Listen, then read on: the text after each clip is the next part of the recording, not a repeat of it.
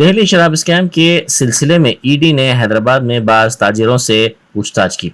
ED ने इस मामले की तहकीकात में तेजी पैदा कर दी है। हैदराबाद के ताजिरों अरुण रामचंद्रन से कल 8 घंटे पूछताछ की गई थी। साथ ही उनके अलावा दीगर अफराद से भी ईडी ने पूछताछ की है।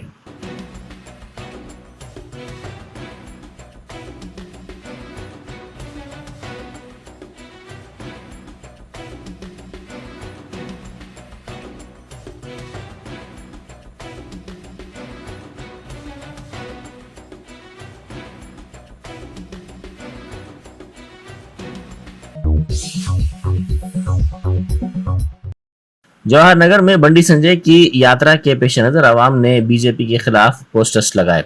तेलंगाना के साथ मोदी हुकूमत की इम्तियाज, जरूरी अशिया की कीमतों में इजाफे के खिलाफ मुकामी अफराद ने पोस्टर्स और फ्लेक्सी बोर्ड्स लगाए। इस पोस्टर में सवाल किया गया कि तेलंगाना की इज्जत नफ्स से खिलवाड़ के लिए कौन सा लीडर जिम्मेदार है।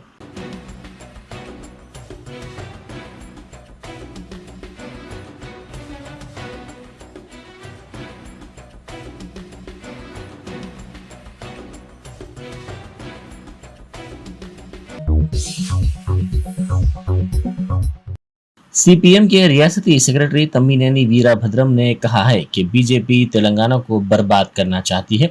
किसी भी सूरत में जाफरानी जमात की सियासत के तेलंगाना में दाखिल होने की जरूरत नहीं है। इसके खिलाफ जदोजहद की जाएगी। उन्होंने संगारेड्डी में जलसे से खिताब करते हुए कहा कि मुनुगुडु हल्के में होने वाले ज़िमनी इंतखाब और आने वाले साल होने वाले असम्बली इंतखाबात के पेश नज़र ही इसका फ़ायदा उठाने बीजेपी ने यौम इंज़िमाम तेलंगाना की तकरीब मनाई। బీజేపీ రాష్ట్రంలో అడుగు పెట్టకూడదు. ఇవాళ మునుగోళ్ళు అడుగు పెడుతుంది, రేపు అసెంబ్లీలో అడుగు పెడుతుంది, ఆ తర్వాత ఈ రాష్ట్రాన్ని నాశనం చేస్తుంది. కాబట్టి ఎట్టి పరిస్థితుల్లో కాషాయ రాజకీయాలు తెలంగాణలో ప్రవేశించడానికి లేదు. దానికి వ్యతిరేకంగా పోరాడి తీరుతాం. అందుకని నువ్వు కాషాయాన్ని ఓడించే శక్తి నీకు ఉంటుంది, నీకే మద్దతు ఇస్తాం. మాకున్న రెండే మార్గాలు. ఒకటి, కాషాయాన్ని ఓడించే శక్తి నాకే ఉంటే నేనే పోటీ చేసి ఓడించగలిగితే నేనే పోటీ చేస్తాను. నీకు ఎవడికి ఇవ్వను. 8 ఏళ్ల నుంచి విమోచన నైజాం వ్యతిరేక పోరాటం గుర్తు రాలేదా నీకు? ఇవాళ ఎందుకు జరుపుతున్నావు? ఎందుకంటే మునుగోడు ఎన్నిక ఉంది కాబట్టి, వచ్చే సంవత్సరం అసెంబ్లీ ఎన్నికలు ఉన్నాయి కాబట్టి ఎన్నికల పాచిక కోసం ఈ ఉత్సవాలు జరుపుతున్నాడు మోడీ తప్ప ఇంకోటి కాదు. నువ్వు కూడా నష్టం చేస్తావు. చేస్తే చేయి, దాని మీద పోరాడతాం. ఎందుకంటే ఇప్పుడు ఒక పెద్ద భూతం వచ్చింది. ఈ చిన్న చిన్న దయ్యాల గురించి, కొరివి దయ్యాల గురించి మేము మాట్లాడాం. ఇప్పుడు ఆ భూతాన్ని ఎట్లా ఎదుర్కోవాలనేది ముందు చూస్తాం. ఆ తర్వాత చిన్న చిన్న వాటి గురించి తర్వాత చూసుకుంటాం. ఈ వైఖరితో మునుగోడులో మనం వైఖరి తీసుకున్నాం. ఈనాడు బీజేపీ ఈ చేస్తున్న కుట్రలకు ఈ తెలంగాణ సాయుధ పోరాట వారోత్సవాలను కూడా సాగుగా చూపించి దీన్ని కూడా పార్టీగా ఉపయోగించుకోవాలని చూస్తాను. जनखों ने एक नौजवान को जनखा बनने से रोका। तफसीलात के मुताबिक करीमा नामी जनखा और उसके साथियों ने काली मंदिर के पास इस नौजवान को जनखा बनने से रोकने की कोशिश करने वाली मयूरी नामी जनखे पर हमला किया। इन जनखों पर पैसों के लिए कुछ भी करने का इल्ज़ाम लगाया गया है। बाज़ जनखों की जानिब से जिस्म फरोशी का कारोबार करने के साथ साथ इनकी बहबूद के लिए हुकूमत की जानिब से दी गई रकम को हड़प कर लेने का भी इल्ज़ाम लगाया गया है। अस्सलाम वालेकुम, नमस्ते, सत श्री अकाल। मैं मयूरी हूँ, मयूरी ट्रांसजेंडर। आज जो भी करीमा बोला हम लोग के बारे में कि मैं अच्छे खासे आदमियों को हिजड़ा बना रही हूँ, अच्छे खासे आदमियों को मैं सेक्स चेंज करवा रही हूँ बोल के, और मैं मार रहा हूँ, उसको मार रही बोल के, उसको तोड़ी बोल के बोल रहा, ये सब गलत बात है। उन्होंने पहले हमारे को उन्हें जो ये लड़ाई कही हुई भैया, इसका मैं पूरा तफसील से मैं मीडिया में बताऊंगी सबको। ये लड़ाई इसलिए हुई, गोलकुंडा पीएस में आप जाके इन्वेस्टिगेशन कर सकते। 6 दिन से वो बच्चा नवाज बोल के बच्चा गोलकुंडा लिमिट में उसके घर वाले रहते, 6 दिन से उन्हें लापता है। तो वो बालापुर में रह रहा वो बच्चों का ने, तो उनके पुलिस वालों को भी, पुलिस वाले सब फोन में मार के देखो नंबर बोलते बालापुर में बता रहा थे लोकेशन, मगर के किसका घर वालों को नहीं मालूम। तो आज ये अम्मू बोल के एक मेरा ट्रांसजेंडर है, उन्होंने थोड़े ट्रांसजेंडर है, थोड़े जेंट्स की तरह का, मतलब उनको अल्लाह का डर है, आखिरत का डर है बोल के उन्होंने हिजड़ों में नहीं आए, ऐसी ज़िंदगी नॉर्मल जी रहे ज़िंदगी उन्होंने। तो वो अम्मू को क्या करे, अम्मू के उसके घर वाले फ़ोन करे, अम्मू का दोस्त है उन्हें, अरे हम नवाज दिखा क्या बोलते उन्हें, क्या बोल के बोला, नहीं आंटी हमारे तो नहीं आया बोलते। फिर अम्मू लोग काली मंदिर में हम लोग का आटो वाले के साथ उन्हें अम्मू सामने बैठे थे, आए थे। तो वो नवाज दिख गया, उनका बच्चा दिख गया काली मंदिर में 6 दिन के बाद, उसका ड्रेस पे था। तो उसके घर वालों को फ़ोन करके अम्मी लोगों को बुलाए, अम्मी लोग आके पूरा पैंट शर्ट बता के, पैंट शर्ट उनकी अम्मी रोए। तो मैं बोली आंटी आप न करो बोल, तो वो करीमा के चेले पूरे मिलके भैया वो बाजीपुरा बुरखे पे थे, उनके पूरे बुरखे खींच के पूरे लंगे हो गए उनके सामने। तो आंटी रोना स्टार्ट करे तो मैं थालियां मार के बोली, ए वो लेडीज़ है, लेडीज़ के सामने ऐसा नहीं करना, लेडीज़ को ऐसा तमाशा नहीं करना, हंगामा नहीं करना, अपन औरत की इज्जत करो। हिजड़े रहे तो क्या की बोलतो, मैं एक अन्नू बोल के एक हिजड़ा है उन्होंने, और हमारे समाज के सारे थोड़े कम्युनिटी के थोड़े किन्नर हम लोग दूर हटा दिए, उनको हटा दिए तो चले गए। उनके मम्मी उनके बेटे को लेके चले गए। बेटे को लेके गए बाद में वो करीमा क्या बोल रहा, तुम लोग आज करते, तुम लोग आज अच्छा खासे बच्चों को करते हो, तो हम बोले हम कहीं को करेंगे बोल के बोलतो हमारे ऊपर मेरे बाल में उन्हें हाथ डाल के मेरे उसके चेला चाकू ला रहा। वो वीडियो में बताऊंगी, लेकिन वीडियो है पूरे प्रूफ है।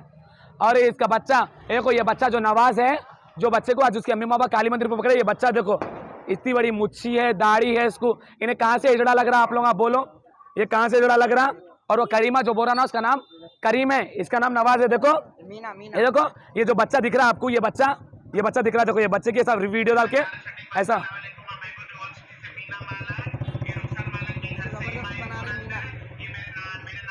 करीमा के नाम पे चला। करीमा क्या बोल रहा, मैं हिजड़ा बना रही बोल रहा, मर के ये लोग क्या कर रहे, करीमा के नाम पे इसको चेड़ा कर रहे। तो हम हिजड़ा बना रहे, उसको हिजड़ा बना रहे। आप लोग मीडिया वाले हैं ना भैया, मेरे को सरकार से भी ये चाहिए। और करीमा, और वो करीमा बोल रहा मेरा नाम अजान अली है बोल के बोल रहा, हाँ मेरा नाम अजान अली है, मेरा नाम। हाशमी ग्रुप ने अवंताज मुश्तरिका सरमायाकारी प्लेटफॉर्म का आगाज किया है, जो अवाम को मुनाफा बख्श कारोबार में रजिस्टर्ड शेयर होल्डर्स बनाकर तुर्की में मुस्तकिल रिहाइश हासिल करने का मौका फराहम कर रहा है। आमतौर पर तुर्की में मुस्तकिल रिहाइश के लिए रियल एस्टेट में सरमायाकारी की जाती है। सरमायाकारों को ये इख्तियार हासिल है कि वो ज़्यादा तरक्की याफ्ता सूबों में से किसी एक में कम अज़ कम 75,000 अमरीकी डॉलर या कम तरक्की याफ्ता उभरते हुए सूबों में से किसी एक में कम अज़ कम 50,000 अमरीकी डॉलर तक सरमायाकारी कर सकते हैं। हाशमी ग्रुप ने तुर्की में मुस्तकिल रिहाइश हासिल करने के लिए सरमायाकारी का एक नया रास्ता मुतारुफ करवाया है, जो कि कारोबार में शेयर होल्डर बनने का है। और ये किसी भी कारोबार में कम से कम सरमायाकारी की हद है, जिसमें सरमायाकारी के साथ साथ उनकी फैमिली के लिए भी रिहाइश फराहम की जाती है। इसके अलावा मुनाफा और बाज़ सूरतों में माहाना आमदनी भी है। तजम्मुल हुसैन CEO हाशमी ग्रुप ने कहा है कि अवंताज मुश्तरिका सरमायाकारी प्लेटफॉर्म असासों पर मबनी कारोबार मुतारुफ करवा रहा है, जिससे सरमायाकारी पर खातर खा मुनाफा मिलता है। सरमायाकार ऐसे कारोबारों में रजिस्टर्ड शेयर होल्डर बन सकते हैं जो तमाम कानूनी तकाज़ों को पूरा करते हैं और तुर्की में अपने ख़ानदान के लिए मुस्तकिल रिहाइश भी हासिल कर सकते हैं। उन्होंने इस बात की तस्दीक करते हुए कहा कि अवंताज के सरमायाकार रजिस्टर्ड कारोबार में शेयर होल्डर बनकर अपने और अपने माइक्रो फैमिलीज के लिए तुर्की में मुस्तकिल रिहाइश हासिल कर सकते हैं। सरमायाकारों को सरमायाकारी के इंदराज के अमल के एक हिस्से के तौर पर हुकूमती नोटरी शुदा शेयर होल्डिंग डीड मौसूल होता है, जिसका मतलब यह है कि वो कानूनी तौर पर कंपनी के तमाम असासों के एक हिस्से के मालिक हैं, बशमूल उस जमीन पर जिस पर प्रोजेक्ट पर अमल किया जा रहा है। शेयर होल्डिंग के रजिस्टर्ड होने के बाद हमारी टीम रेसिडेंसी की दरख्वास्त जमा करवाती है और 100% कागजी कार्रवाई और हुकूमती फॉलोअप्स को हैंडल करती है। मुस्तकिल रिहाइश 8 हफ्तों के अंदर जारी की जाती है। इस पूरे अमल के दौरान हमारी टीम दयानतदारी और ईमानदारी के साथ काम कर रही है। हाशमी ग्रुप हैदराबाद का दौरा कर रहा है, जहां 21 से 25 सितंबर सरमायाकारों से मीटिंग होगी। इसके साथ साथ 23 सितंबर जुमे को एक अवामी सेमिनार भी मुनक्किद किया जाएगा। स्लॉट बुकिंग करने के लिए फ़ोन नंबर 7207239058 पर रब्ता किया जा सकता है। तजम्मुल हुसैन, हाशमी ग्रुप का chief executive officer. Hashmi group एक तुर्की बेस्ड कंपनी है जो मल्टी सेक्टर्स में काम करती है, जैसे कि रियल एस्टेट, कंस्ट्रक्शन हो, टूरिज़म हो या एग्रीकल्चर और फार्म बेस्ड सेक्टर हो, एजुकेशन हो। इन सेक्टर्स में हमारी स्पेशलाइजेशन है। इसके साथ साथ हम परमानेंट रेसिडेंसी और सिटीज़नशिप के लिए लोगों की हेल्प और मदद करते हैं। इन अपॉर्चुनिटीज़ को जो है आसान बनाते हैं। लास्ट मार्च में हमने रोड शो किया था हैदराबाद में, एक तकरीबन 800 से 1000 लोगों के साथ बात हुई थी। उसके बाद हमने ये देखा था कि बहुत सारे लोग इंटरेस्टेड हैं इमिग्रेशन अपॉर्चुनिटीज़ और investment and other opportunities Turkey के लिए, लेकिन जो है वो सोचते थे कि जो है बजट जो है टर्की इमिग्रेट होने का बहुत ज़्यादा है। तो हमने टर्की जाकर लोकल गवर्नमेंट के साथ presidential office for strategic investments जो टर्की की एक बड़ी ऑफिस है, उसके साथ रीजनल डेवलपमेंट एजेंसीज़ के साथ हमने काम किया और अल्हम्दुलिल्लाह हम काफ़ी सक्सेसफुल रहे इस मौजू पर, और इसको हमने बड़ा आसान और जो है अफोर्डेबल बना दिया है एंड सेफ़ एंड सिक्योर। तो अब जो है एक थर्ड रूट जो हाशमी ग्रुप ने निकाला है वो है अवंताज को इन्वेस्टमेंट प्लेटफॉर्म, जिसके ज़रिए लोग as an investment into a business जो है परमानेंट रेसिडेंसी एक्वायर कर सकते हैं। इस वक्त ये रोड शो पर हमने 2 प्रोजेक्ट्स ले आए हैं। एक real estate and construction industry से ताल्लुक़ है। ये प्रोजेक्ट में हम 30 विलास बना रहे हैं। इसकी एक स्पेशल कंपनी बनाई गई है। ये कंपनी जो है ज़मीन की ओनर है।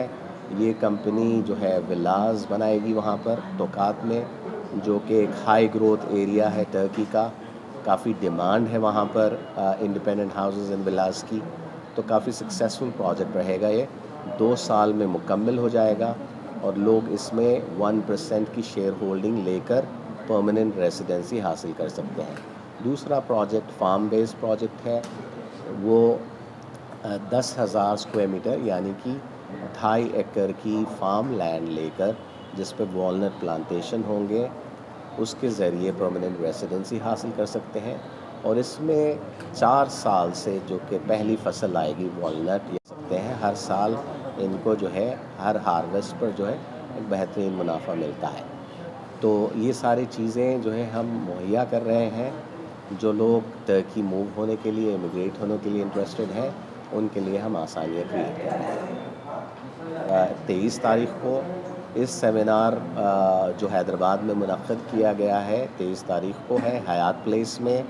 यहाँ पर तुर्की council general mister Orhan Yilman attend करेंगे। इसके साथ साथ तुर्की से ministry of tourism and culture के director general mister Ali Ucar is also coming from Turkey to attend this seminar, and he will also make that presentation inshallah. रियासती वज़ीर सत्यवती राठौड़ ने कहा है कि कबायलियों को 10% रिजर्वेशन फराहम करने के ऐलान पर मुकम्मिल गिरिजन तबका वज़ीर आला चंद्रशेखर राव का मशकूर है।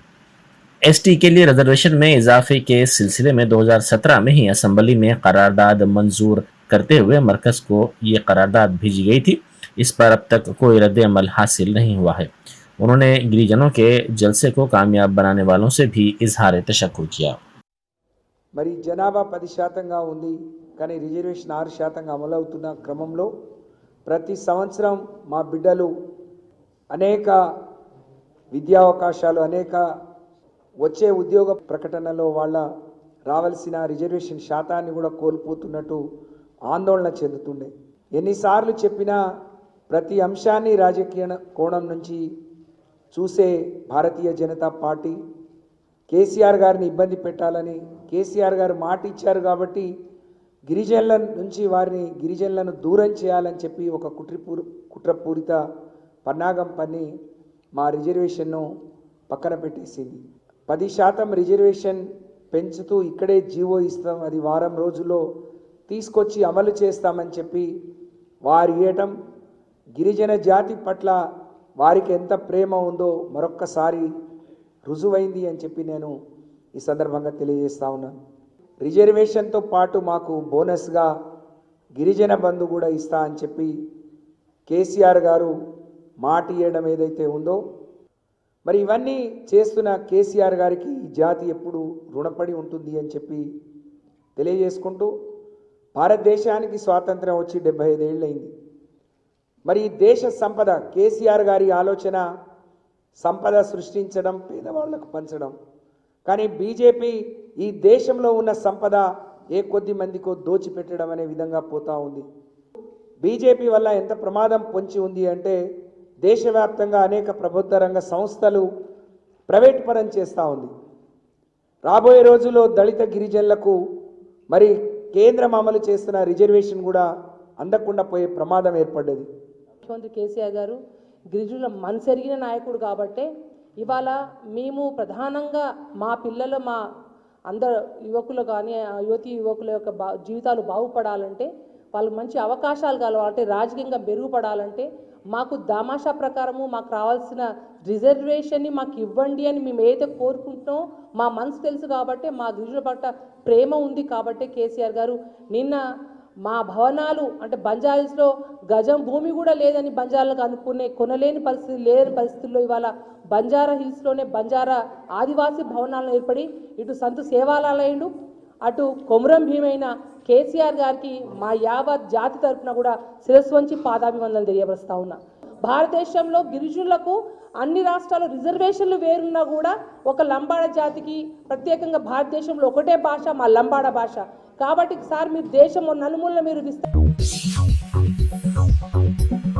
मामूली मसले पर दोस्तों के हाथ दोस्त के कत्ल की वारदात पेश आई। तफसीलात के मुताबिक 25 साल ऑटो ड्राइवर मखतूल सलमान साकिन शाहीन नगर अपने 4 दोस्तों के साथ कार में एक होटल पहुंचे। ताहम होटल मुकफ्फल था, जिस पर वादी सालहीन जाने के दौरान मकतूल के साथ इसके दोस्तों की बहस व तकरार हो गई, जिस पर सलमान पर इसके दोस्तों ने हमला कर दिया। इस हमले के नतीजे में वो बरसर मौका हलाक हो गया। बाद अज़ां कार में दोस्त इसकी नाश को छोड़कर वहां से फरार हो गए।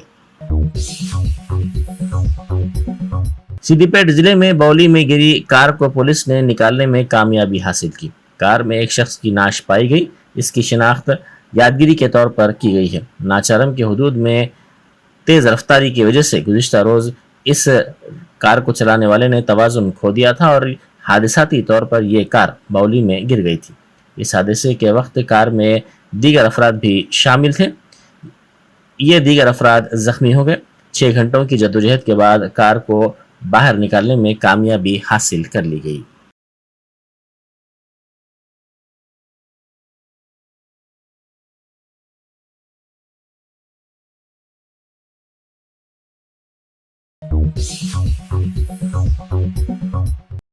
महबूबाबाद जिले में 9वीं जमात के तालिब इल्म ने 10वीं जमात के तलबा की जानिब से इसकी पिटाई की शिकायत पुलिस से कर दी।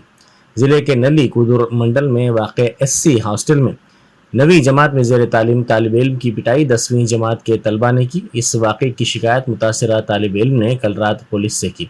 इस तालिब इल्म ने हॉस्टल में वार्डन की मौजूदगी के बावजूद इस बात की शिकायत पुलिस से की। जब इस तालिब इल्म से इसकी वजह मालूम करने की कोशिश की गई तो इसने कहा कि कबल अज़ी भी इसकी पिटाई की गई थी और जब इस बात की शिकायत वार्डन से की गई तो उन्होंने इस शिकायत को नज़रअंदाज कर दिया, जिसके नतीजे में वो पुलिस स्टेशन से रुजू होने के लिए मजबूर हुआ। पुलिस ने इस मामले पर कहा कि अगर इस मुतासिरा तालिब इल्म के वालिदैन उससे शिकायत करते हैं तो इस मामले की जाँच की जाएगी। SC హాస్టల్లో 8వ తరగతి చదువుతున్న విద్యార్థిని 10వ తరగతి చదువుతున్న స్టూడెంట్ కొట్టాడు. దీంతో తనను కొట్టాడంటూ రాత్రి 10 గంటలకు పోలీస్ స్టేషన్కి వెళ్లాడు బాధిత విద్యార్థి. హాస్టల్లో వార్డెన్ ఉన్నా చెప్పకుండా పోలీస్ స్టేషన్ని ఆశ్రయించాడు. అయితే గతంలో కొట్టినప్పుడు వార్డెన్ పట్టించుకోలేదని పోలీస్ స్టేషన్కు వెళ్లానని చెప్తున్నాడు. అయితే విద్యార్థి తల్లిదండ్రులు వచ్చి పిటిషన్ ఇస్తే దర్యాప్తు చేస్తామంటున్నారు పోలీసులు.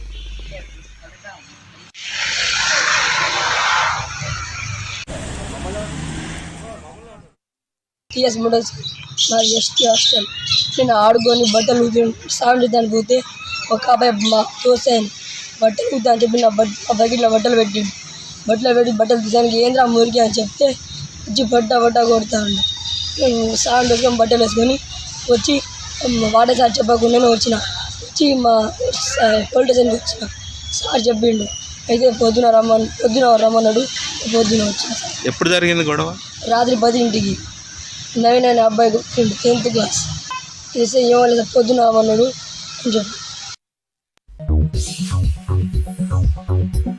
मोहाली में प्राइवेट यूनिवर्सिटी की तालिबात का एहतजाज जारी है। प्राइवेट वीडियो को सोशल मीडिया पर डालने पर यूनिवर्सिटी में तालिबात ने शदीद एहतजाज किया। हॉस्टल में नहाने के दौरान वीडियो लेने और इसको वायरल करने का इल्ज़ाम लगाया गया। इस वाक़े के जिम्मेदार के खिलाफ सख्त कार्रवाई करने का मुतालबा करते हुए एहतजाज किया गया।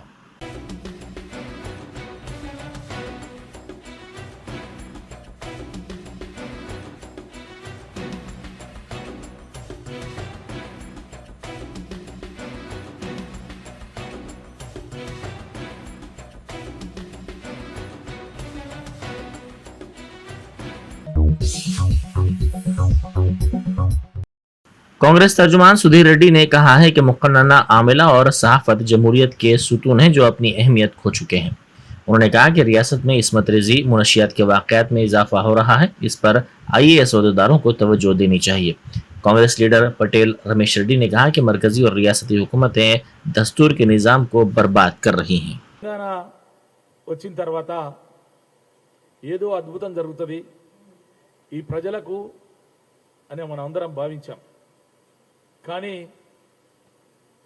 వరుస క్రమంలో చూస్తూ ఉంటే ఈ దేశానికి, ఈ ప్రజలకు, ఈ రాజ్యాంగానికి వెన్నుముకలైనటువంటి 4 వ్యవస్థలు, చట్టసభలు, జ్యుడిషియరీ, అదేవిధంగా ఎగ్జిక్యూటివ్, పత్రికా వ్యవస్థ, ఈ 4 వ్యవస్థల్లో ఏ వ్యవస్థ కూడా ఈ రోజుకు చాలా అధ్వానమైనటువంటి పరిస్థితులు ఉన్నాయి.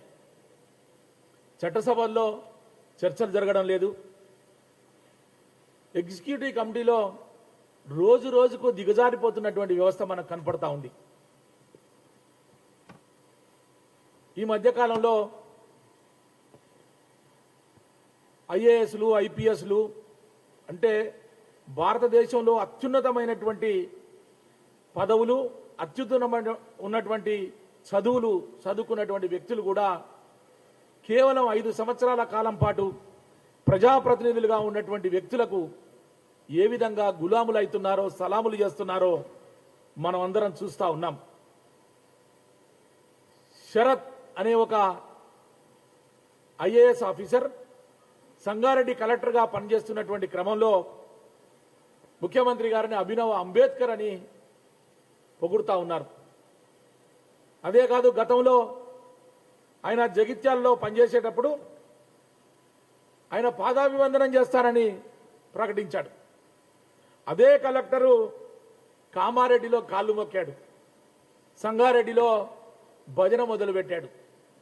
గతంలో కాళ్ళు మొక్కినటువంటి సిద్దిపేట జిల్లా కలెక్టర్ ఎమ్మెల్సీ అయ్యాడు. ఇంకొక ముషరఫ్ అలీ అని కలెక్టర్ గారు ఏ పదవి లేకుండా కల్వకుంట్ల కవిత దగ్గర కాళ్ళ దగ్గర కూర్చొని చర్చలు చేస్తూ ఉన్నాడు. అసలు ఎటుపోతుంది ఈ వ్యవస్థ? అసలు ఎటువైపు ప్రయాణం చేస్తుంది? నిన్నటికి నిన్న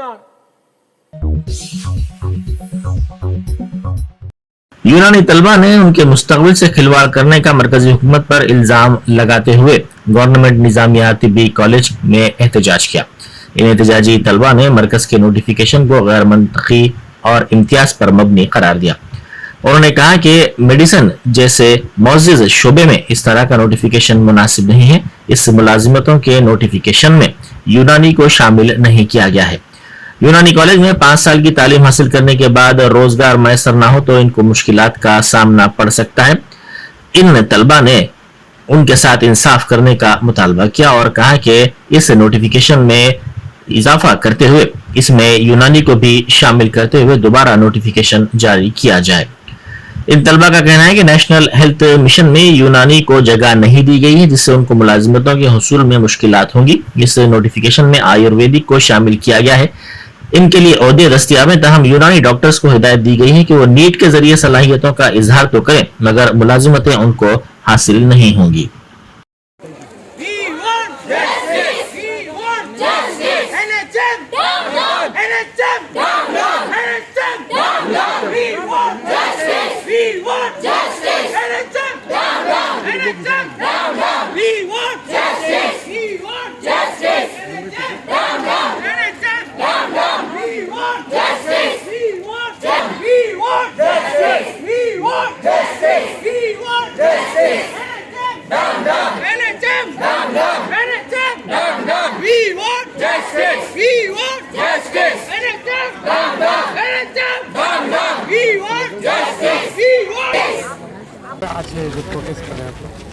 मैं एक यूनानी डॉक्टर हूँ, यहाँ पे जूनियर डॉक्टर हूँ और क़रीब हम लोग 5.5 साल मेहनत करने के बाद में हम लोगों को ये पता चलता है कि हम लोगों को आगे कुछ फ्यूचर नहीं है।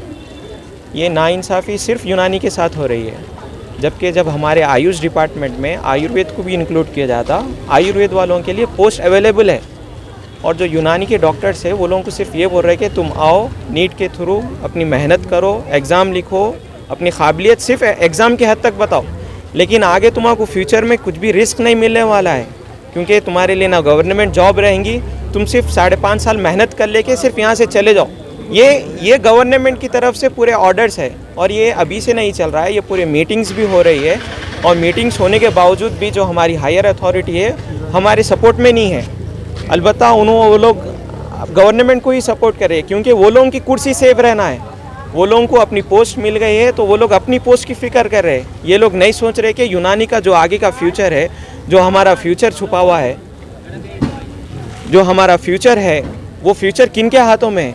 ये लोग आज पोस्ट रहेंगी, 3 साल तक रहेंगी, 4 साल के उसके बाद में रिटायरमेंट लेके चले जाएंगे। उसके बाद में यूनानी का जिम्मेदार कौन है, यूनानी को रोशन करने वाला कौन है?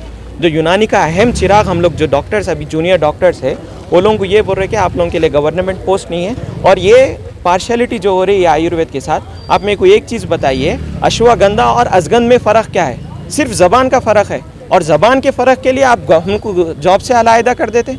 ये तो सरासर नाइंसाफ़ी है। ये उनको सिर्फ दूसरी ज़बान में, अगर अलबत्ता उनको हिंदी में बोल रहे, हम उर्दू में इस्तेमाल कर रहे, अगर आप हमसे ये चाह रहे कि आप वो ज़बान में बोल के हमको गवर्नमेंट जॉब देते बोले तो हम वो भी बोलने तैयार है, लेकिन ये नाइंसाफ़ी क्यों? और हमारी सिर्फ यूनानी जो है और आयुर्वेद इस पे बेस नहीं, हमारी तिब्बे नबवी बोल के भी है, एक बड़ा हिस्सा जो है हमारा तिब्बे नबवी पर भी है, और हमारी पूरी मेहनत व मशक्क़त तिब्बे नबवी पर भी रहती है। हम उसको पूरा चिरागा करना चाह रहे, पूरे हैदराबाद में, पूरे तेलंगाना में, ऑल इंडिया पे पूरा रोशन करना चाह रहे। इसका जियो ये पास हुआ है कि NHM के तहत में यूनानी बोर्ड को इंक्लूड ही नहीं किया गया, जबकि आयुर्वेद को इंक्लूड करके उनको गवर्नमेंट जॉब्स दियो बोल के ऑर्डर्स भी निकले गए हैं, लेकिन यूनानी के साथ ये नाइंसाफ़ी क्यों? अब जब हम पूछ रहे हैं, यहाँ पे आवाज़ उठा रहे, तो हम लोग को ये बोल रहे हैं कि आपको सर्टिफिकेट्स नहीं देते, आपको है ना अटेंडेंस नहीं मिलेगी। ये हायर अथॉरिटी से, अब मैं किसी एक को तो पर्सनल लेकर के नहीं बोल सकती, ये सब पूरा हायर अथॉरिटी का ही है। अगर हम लोग के ऊपर परेशानी आ रही है तो हायर अथॉरिटी हमारे साथ खड़ी होना चाहिए। उत्तर प्रदेश हुकूमत के खिलाफ समाजवादी पार्टी ने एहतजाज किया। इस एहतजाज की क़यादत अखिलेश यादव ने की। रियासत भर में ये एहतजाजी मुजाहरे किए गए। पार्टी का इल्ज़ाम है कि रियासत में लॉ एंड ऑर्डर की सूरत हाल अबतर है। बेरोजगारी, मुनशियात, ख़वातीन के खिलाफ जराइम और मफलूज सेहत आमा पर प्ले कार्ड्स के साथ ये एहतजाजी मुजाहरे रियासत के मुख्तलिफ मकामात पर किए गए। MLAs MLCs पार्टी के दफ्तर से असम्बली को एहतजाजी रैली की शक्ल में रवाना हुए। फैल जाओ, आप आगे आइए।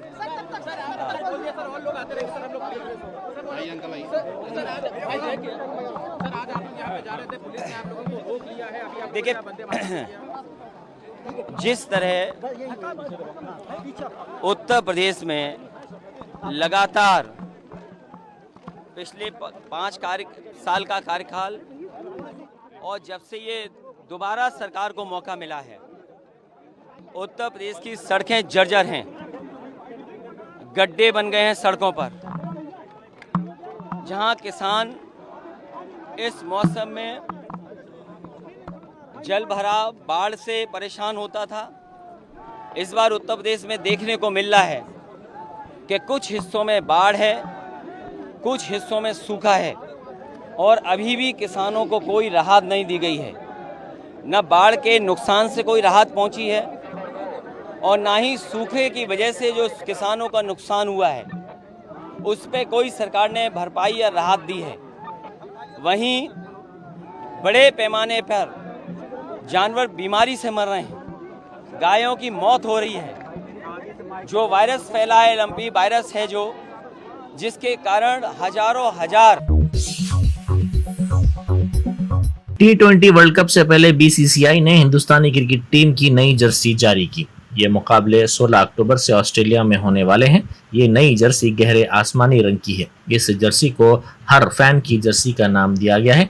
BCCI के सोशल मीडिया हैंडलर्स पर भी इस जर्सी को जारी किया गया है।